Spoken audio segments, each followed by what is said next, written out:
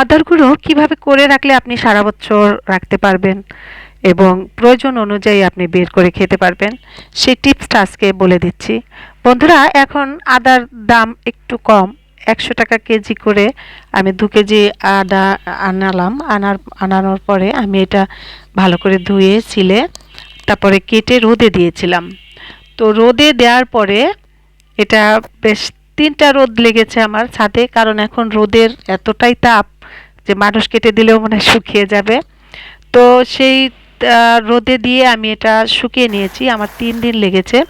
তো ৩ দিনের পরে আমি যেদিন একেবারে দেখলাম যে মচমচ করে আওয়াজ হচ্ছে, ঠিক তখনই আমি কিন্তু ব্লেন্ডারে গুঁড়ো করে নিয়েছি। বন্ধুরা, আসলে আদা কিন্তু এমনিতেও পানি দিয়েও গুঁড়ো রাখা যায়, কিন্তু হয় কি অনেক সময় ডিপ ফ্রিজ থেকে বের করতে মনে থাকে না, হয়তো রান্না করতে গেলাম তখন ডিপে রয়ে গেছে কিন্তু বের করা হয়নি, এরকম হয়ে থাকে, তখন বের করে রান্না করাটাও কিন্তু সহজলভ্য নয়।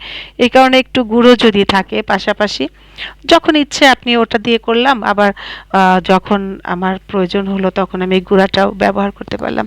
তো বন্ধুরা, এভাবে কিন্তু আমরা কিছু কিছু জিনিস সংরক্ষণ করে রাখতে পারি আমাদের কাজের সুবিধার্থে। আবার এই যে বড় একটা বন্ধ পাওয়া গেছে, এই বন্ধের মধ্যে এই কাজগুলো করে রাখছি, আমার অনেকটা উপকার হবে, কাজ এগিয়ে রইলো। আর তারপরে আদার দাম তো অনেক বেশি হয়ে যায়, ৩০০-৪০০ করে হয়ে যায়, তখন কিন্তু একটু এই যে করে রাখলাম, সেটা খারাপ না। বন্ধুরা, আপনারা কিন্তু এভাবে রাখতে পারেন, এটা নর্মালে রাখলেও অনেক দিন থাকবে, সমস্যা নেই। বাইরেও মোটামুটি বেশ কিছুদিন থাকে, তবে নর্মালে রেখে কিছুটা বের করে করে খাওয়া হলে সবচেয়ে বেটার হয় এবং সেটা কিন্তু অনেক দিন থাকে। আমার এরকম ১.৫ কেজি মতো, এই যে ১ কেজি করে এরকম একটা করে ভরেছে। তো বন্ধুরা, ভালো থাকবেন, সুস্থ থাকবেন, আর এই প্রয়োজনীয় জিনিসটা সবসময় ঘরে রাখার চেষ্টা করবেন। আমার জন্য দোয়া করবেন, আমি একটু অসুস্থ।